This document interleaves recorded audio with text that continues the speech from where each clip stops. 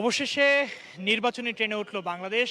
দীর্ঘ কল্পনার পর আজ নির্বাচন কমিশনার তিনি কিন্তু জানিয়েছেন আগামী ২০২৬ সালের ১২ই ফেব্রুয়ারি নির্বাচন এবং গণভোট একই সাথে অনুষ্ঠিত হবে।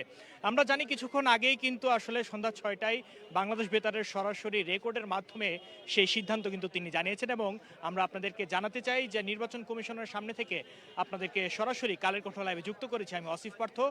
এতদিন ধরে অনেক দিন ধরে আমরা দেখছি যে বিভিন্ন ধরনের গুজব আসছিল, বিভিন্ন ধরনের কথা আসছিল যে কবে নাগাদ আসলে নির্বাচন এই তারিখ ঘোষণা হতে পারে, কিন্তু শেষ পর্যন্ত আজ কিন্তু নির্বাচন কমিশনার আমাদেরকে জানিয়েছেন যে ২৬-এর ১২ই ফেব্রুয়ারি কিন্তু নির্বাচন অনুষ্ঠিত হতে যাচ্ছে। এই মুহূর্তে নির্বাচনের তারিখ ঘোষণাকে কেন্দ্র করে কিন্তু উৎসুক জনতার ভিড় এই মুহূর্তে আমরা দেখছি নির্বাচন ভবনের সামনে। আপনাদেরকে একটু দেখাতে চাই এই নির্বাচনের এই তারিখকে কেন্দ্র করে এই মুহূর্তে কিন্তু আমরা দেখছি যে প্রচুর সংখ্যক আইন শৃঙ্খলা বাহিনীর সদস্য থেকে শুরু করে আসলে সবাই এখানে কিন্তু তারা অবস্থান করছেন এবং উৎসুক জনতা প্রচুর সংখ্যক তারাও কিন্তু সেখানে অবস্থান নিয়েছেন। আজকেই জাতীয় সংসদ নির্বাচন উপলক্ষে তফসিল ঘোষণা করেছে নির্বাচন কমিশন এবং নির্বাচনের তফসিল অনুযায়ী আগামী ১২ ফেব্রুয়ারি ত্রয়োদশ সংসদ নির্বাচনের ভোট গ্রহণ অনুষ্ঠিত হবে।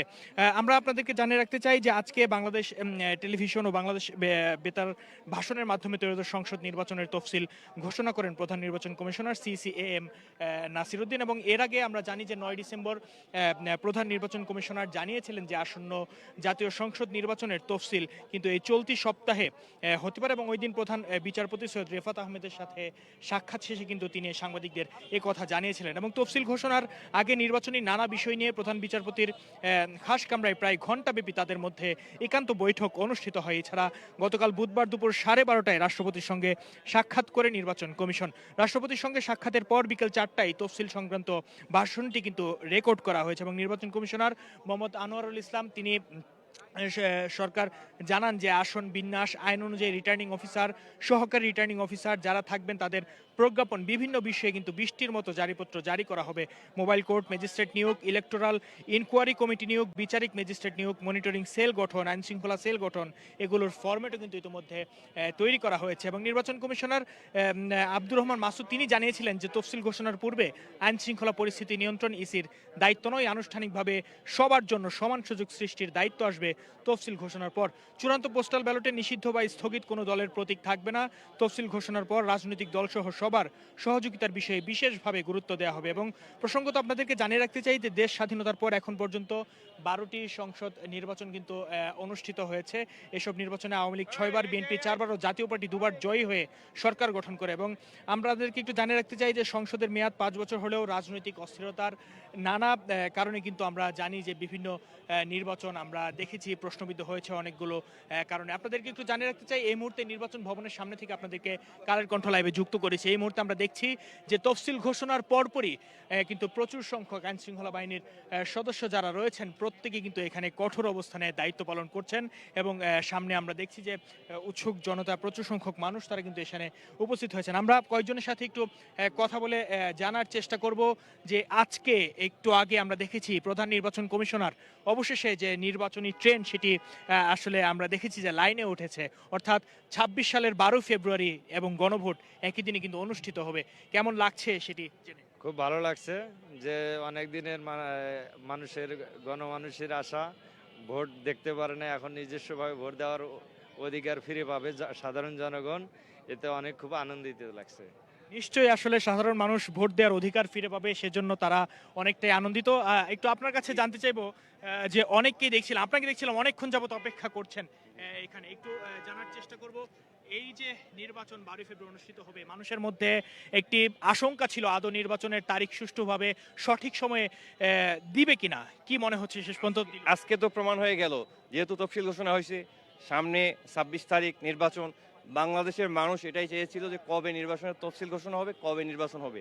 দেশের মানুষ একটা ঈদের মতো একটা আনন্দ উদযাপন করবে। এটাতে আমরা সবাই খুশি যে একটা নির্বাচন আমরা ফিরে পাইছি, যেটা হারিয়ে গিয়েছিল।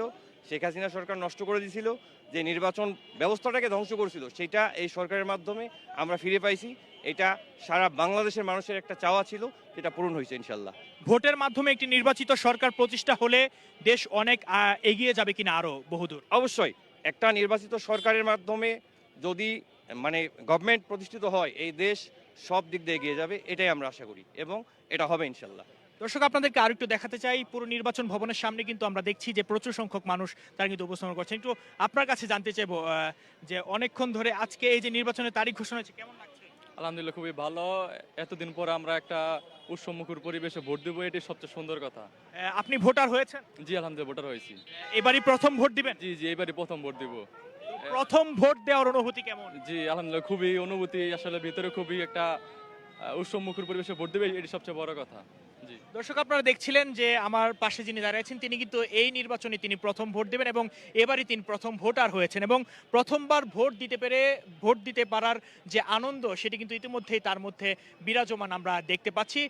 এর পাশাপাশি আপনাদেরকে একটু দেখাতে চাই যে এখনো কিন্তু আমরা যদি দেখাই যে নির্বাচন ভবনের সামনে, অর্থাৎ নির্বাচন ভবনের সামনে যে আগারগাঁও যে এলাকাটি আছে সেখানে যত সময় বাড়ছে ততই কিন্তু সাধারণ মানুষ তারা কিন্তু সেখানে এসে জড়ো হচ্ছেন এবং আমরা আপনাদেরকে জানিয়ে রাখতে চাই যে মানুষ আসলে জানতে চায় যে নির্বাচন যে এতদিন পর আসলে তারা অনেকেই বলছেন যে বিগত তিনটি যে নির্বাচন হয়েছে সেই তিনটি নির্বাচনে অনেকেই সঠিকভাবে তারা ভোট প্রয়োগ করতে পারেনি কিংবা সেগুলো প্রশ্নবিদ্ধ হয়েছে। অনেকে আবার নতুন ভোটার হচ্ছেন, আবার অনেকের মধ্যে আশঙ্কা ছিল যে আদৌ সেই নির্বাচনের তারিখ এখন ঘোষণা করবেন কিনা। সব জল্পনা কল্পনা শেষে কিন্তু অবশেষে প্রধান নির্বাচন কমিশনার গতকালকেই ভাষণটি রেকর্ড করেছেন, আজকে সেটি আনুষ্ঠানিকভাবে বাংলাদেশ বেতারে অনুষ্ঠিত ঘোষণা হয়েছে। আপনাদের একটু জানাতে চাই, আজকেও আমরা দেখেছি যে তফসিল ঘোষণার আগে বিকেল 4টায় অর্থাৎ নির্বাচন কমিশনারের সিনিয়র সচিব আক্তার হোসেন তিনি কিন্তু আমরা দেখেছি যে সেখানে প্রেস ব্রিফিং করেছিলেন। প্রেস ব্রিফিং এর মাধ্যমে তিনি আমাদেরকে জানিয়েছিলেন যে আসলে সব কিছু কিন্তু আপনারা ধৈর্য ধরুন, আনুষ্ঠানিকভাবে জানতে পারবেন সন্ধ্যা 6টা নাগাদ যখন প্রধান নির্বাচন কমিশনার তিনি জানাতে পারবেন। আপনাদেরকে একটু জানিয়ে রাখতে চাই যে প্রধান নির্বাচন কমিশনার এর আগে রাষ্ট্রপতি, প্রধান উপদেষ্টা, প্রধান বিচারপতি সহ সবার সাথে কিন্তু আসলে তিনি বৈঠক করেছেন এবং বৈঠকের মাধ্যমে তিনি কিন্তু আসলে সেখানে একটি আনুষ্ঠানিক সিদ্ধান্ত নিয়ে এসেছেন। আপনাদেরকে জানিয়ে রাখতে চাই, এর আগে আমরা দেখেছি যে এই নির্বাচন নিয়ে নির্বাচন পিআর পদ্ধতিতে হবে না কোন পদ্ধতিতে হবে, বিভিন্নভাবে ওই জাতীয় ঐক্যমত্য কমিশনে বিভিন্ন সংস্কার সহ বিভিন্ন বিষয়ে রাজনৈতিক দলগুলোর মধ্যে নানা জল্পনা কল্পনা ছিল।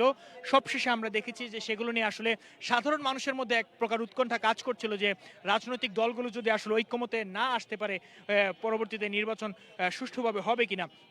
এর আগেও আমরা দেখেছি যে লেভেল প্লেইং ফিল্ড নিয়ে অনেকেই আসলে বিভিন্ন প্রশ্ন তুলেছিলেন এবং প্রশ্ন তোলার পরেও আমরা জানি যে আসলে নির্বাচন কমিশন থেকে আশ্বাস করা হয়েছে সকল দলের লেভেল প্লেইং ফিল্ড আসলে তারা সুষ্ঠুভাবে সম্পন্ন করবে এবং নিশ্চিত করবে, এটি নির্বাচন কমিশন আসলে ওয়াদাবদ্ধ। আপনাদেরকে জানিয়ে রাখতে চাই, আবারও একযোগে একটু জানাতে চাই যে ত্রয়োদশ জাতীয় সংসদ নির্বাচন ও গণভোট আয়োজন কিন্তু 12 ফেব্রুয়ারি, মনোনয়ন জমার শেষ দিন 29 ডিসেম্বর, মনোনয়ন বাছাই 4 জানুয়ারি, প্রার্থীর আপিলের সময় 11 জানুয়ারি, প্রার্থিতা প্রত্যাহারের শেষ দিন 20 জানুয়ারি, প্রতীক বরাদ্দ 21 জানুয়ারি, অর্থাৎ 21 জানুয়ারির পর কিন্তু আসলে কোনো সুযোগ থাকছে না, প্রতীক বরাদ্দ কিন্তু 21 জানুয়ারি এবং সর্বশেষ 12 ফেব্রুয়ারি কিন্তু এই নির্বাচনটি অনুষ্ঠিত হতে যাচ্ছে। অর্থাৎ ঠিক 26 সালে যে আগামী রোজার আগেই কিন্তু আমরা দেখছি যে সেই নির্বাচন অনুষ্ঠিত হতে যাচ্ছে।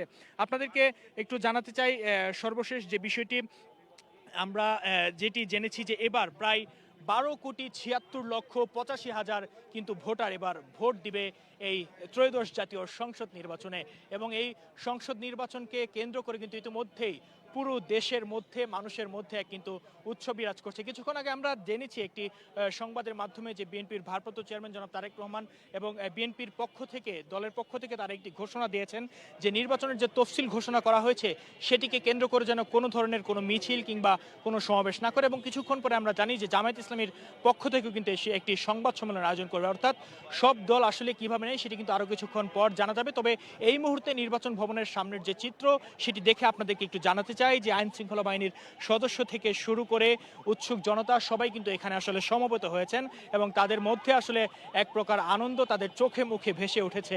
যা মানুষের মধ্যে উৎকণ্ঠা ছিল যে সবশেষ নির্বাচনটি সঠিক সময় হবে কিনা, সেই আশা কিন্তু আসলে তাদের পূরণ হয়েছে এবং তারা বলছেন, যাদের সাথে আমরা কথা বলেছি অনেকেই বলছেন যে একটি নির্বাচিত সরকার, গণতান্ত্রিক সরকার যদি প্রতিষ্ঠা হয় তাহলে কিন্তু বাংলাদেশের সকল সমস্যার সমাধান অনেকটাই কিন্তু আসলে লাঘব হবে এবং বাংলাদেশের বিভিন্ন যে একটি গণতান্ত্রিক সরকারের মাধ্যমে দেশের অর্থনৈতিক, সামাজিক, সাংস্কৃতিক প্রত্যেক ক্ষেত্রে দেশ আসলে একটি উন্নত বিশ্বের কাছে আসলে সুপরিচিতি লাভ করবে এমনটাই প্রত্যাশা করছেন। এবং সবশেষ তাদের একটাই কথা, সব কিছুর পর আগামী 12 ফেব্রুয়ারি যে জাতীয় নির্বাচনের ভোট এবং গণভোট যেন সুষ্ঠুভাবে সম্পন্ন হয়।